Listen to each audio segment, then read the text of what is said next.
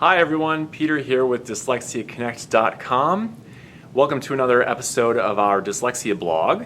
Today I would like to talk about dyslexia and reading comprehension issues. Reading comprehension issues are a big problem for kids, teens, and adults with dyslexia.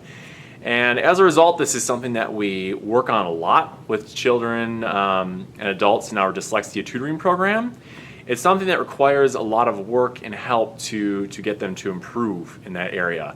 And I thought today I would like to talk about the reasons for a lot of these difficulties in reading comprehension, especially because this is something that confuses parents sometimes, because sometimes even once a dyslexic child has made a lot of progress and they're starting to read better and to spell better, and they seem to be making overall a lot of progress in their reading ability period, they still have problems with reading comprehension, even though they have made a lot of progress in those other areas. And I'd like to share why this is an issue and what causes these different problems with reading comprehension. So let's go ahead and get started with that. One of the main causes of reading comprehension difficulty with dyslexics is reading accuracy or poor reading accuracy. If you watched our previous videos, you probably heard me mention reading accuracy issues a lot before. It's one of the common symptoms of dyslexia, and it's something that we see a lot in people with dyslexia. Reading accuracy problems simply means that when an individual reads, they're not reading accurately. And that accuracy can be anywhere from 50% accuracy, 60% accuracy, 70% accuracy. We see a variety of accuracy levels in our students, but the important thing to keep in mind is that it means the person is not accurately reading what they're trying to read. They may look at a sentence and they may go through, they may show some of the very typical symptoms of dyslexia, and while they're reading they may skip words, they might insert words that are not there, they may conjugate verbs the wrong way, and so read the wrong forms of them, or I should say insert the wrong forms of those verbs. And all these different things which are typical symptoms of dyslexia lead up to poor reading accuracy. And of course, it becomes pretty clear why poor reading accuracy is a problem with reading comprehension. Because if a student is not clearly reading or reading accurately what they're supposed to read, then they're not going to tend to comprehend the material very well. So, for example, think about if you were having a dyslexic child read a paragraph, and for every single sentence in that paragraph, they maybe only read that each sentence with 70% accuracy or 80% accuracy. That means they're missing words in every single sentence, they're not understanding things perfectly, they're having more and more trouble. And once they get to the end of this paragraph and they are asked to report on what they just read, it's very difficult for them because they're very confused about what they just read. And since they didn't read things accurately, all those problems they had in all those individual sentences pile up, and they don't have a good understanding of what they've just read. Now, if you take this and you multiply it by, say, an entire passage, maybe something that has 6 paragraphs, 7 paragraphs, 8 paragraphs, it can become more and more difficult for them because their misunderstanding just sort of multiplies as they go through, since they're having so many reading accuracy problems. This is a very common issue with reading comprehension. Reading accuracy affects it in a negative way because a dyslexic student simply is not accurately reading what they're supposed to be reading. To address this during tutoring, one of the things that we do is have the student read out loud all the time. We have them read out loud to us, and that way, when they miss something, we can have them go back, we can make sure that they reread the sentence. If they add extra words, we have them reread the sentence without that, to make sure that they read the sentence with 100% accuracy and get a good sense of what it's actually saying. So that is one of the primary reasons for poor comprehension. Another one is poor vocabulary knowledge. Issues with vocabulary are also very common among dyslexics, and I think it comes from one primary issue.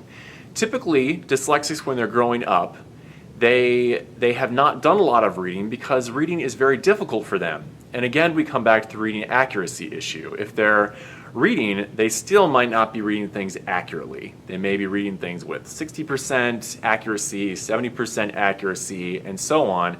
They're not getting a perfect sense of what they're reading. Now, reading is one of the primary ways that we acquire new vocabulary and get a sense for what those new vocabulary words mean. If a student is having so much trouble with reading, especially in the formative years, say first grade, second grade, third grade, when they're expected to be establishing a solid knowledge of a lot of that basic vocabulary, they're going to have a lot of trouble because they don't necessarily get that basic vocabulary down. So as a result, as they get older, this contributes to more and more problems with their reading accuracy because they just don't have a good sense of what these words say and what these words mean. And I've seen this over and over again with the students that we work with in our tutoring program because sometimes, of course, in the comprehension sections we have, we'll introduce new, higher level vocabulary to them to try to get them to learn new words that are going to help them a lot in the future and to understand higher level material better. However, we've also found that these students have a very difficult time sometimes with very basic vocabulary. We might be going through and they'll read a sentence and they seem not quite sure about it, what it means, and sometimes we'll ask them, well, do you know what this word means? And a lot of times they don't. Or if they do have some sort of definition for it, it's not accurate. They think it means something else. And so every time they're reading that word, they're not getting a good sense of what it means in that sentence. And of course, this affects reading comprehension in a very dramatic negative way. So this is another big issue. Regarding these vocabulary issues, you'll also find that with older dyslexic students, if they have not received the proper dyslexia training they need, or I should say training in Orton-Gillingham or one of the related methods through dyslexia tutoring, these problems tend to multiply. And when they get older, you're going to find even a larger amount of words they don't have a good sense of because they're required to read at a higher and higher level as they go on. And of course, the vocabulary that they're seeing is going to be at a higher level. So if they don't have that foundation of vocabulary already, those problems are going to multiply as they get older. So poor vocabulary is another one of the reasons. Another big reason is the fact that the student is not reading for content. And this is an interesting problem because this, of course, is a big issue before students get the help that they need with their reading, but it even can still be an issue once they've gotten help with their reading through, say, the Orton-Gillingham method, dyslexia tutoring with the Orton-Gillingham method or one of the related methods. Even after they've started to make a lot of progress with their reading and spelling, this can still be an issue. This is an issue that still lingers and it can still be a problem even once the student's reading ability has gotten pretty good. And the reason for this is that reading is an exhausting and difficult thing for a dyslexic student to do.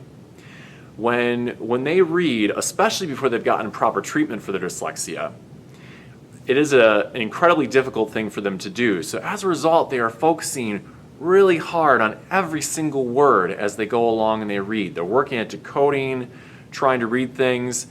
If they haven't gotten dyslexia tutoring yet, they're going to tend to guess a lot. This is another one of the symptoms of dyslexia. So if they haven't gotten the proper instruction that will help them sound things out properly and understand phonics and different syllable types, they'll tend to be guessing a lot as they go along.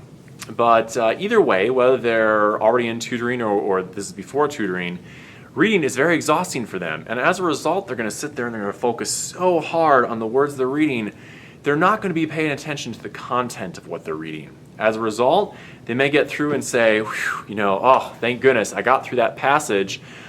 But when they're asked to respond to that, either in written form or in verbal form, they may have a lot of trouble because they haven't been paying attention to the content.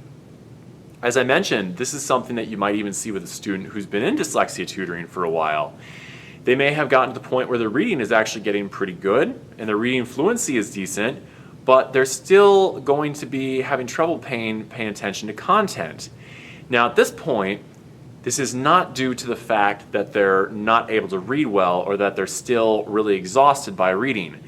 At this point, it's more of a habit. Since they had gotten so used to reading being difficult and spending so much time decoding things, they had gotten the habit of not paying attention to content. So even once their reading does get better, they still have the same problem. And what we need to do is we need to try to get them in the habit of reading for content now that their reading is better. And there are some different techniques to do this. And I'm actually going to share some of these in the next video, some tips and tricks for helping to improve reading comprehension. Now the last cause of comprehension difficulties can be anxiety. Since reading, especially before a dyslexic student gets help for their dyslexia, is so difficult and so nerve-wracking, anxiety can be a big issue when they're reading. And this anxiety can manifest itself in different ways. It can lead to problems on tests. It can cause problems with reading comprehension because they have all kinds of memories about failing during reading comprehension and having a hard time and being embarrassed by not being able to read well and not being able to understand what they're reading. So as a result, when they are asked to read something, they may still be anxious about it. And they may sort of blank out and not really remember what they're reading as a result of that. And in the next video, I'm going to talk about ways to address that issue as well. So those are some things that lead to comprehension difficulties in dyslexic students. I hope this video has helped to shine a light on those things. This can be a very confusing issue for parents and sometimes teachers who work with dyslexics as well, and I hope this has proved helpful. If you like our videos, please go ahead and subscribe to our video blog. We release new videos on a regular basis. If you're interested in learning more about our online dyslexia tutoring program or would like to see some more videos that we have, you can visit us at www.dyslexiaconnect.com. You can also connect with us on Facebook and Twitter. And if you have any questions at all, questions or comments, please feel free to post them. I love to respond to your questions. So thanks for tuning in to another episode of the dyslexiaconnect.com online dyslexia blog, and I will see you next time. Have a good one.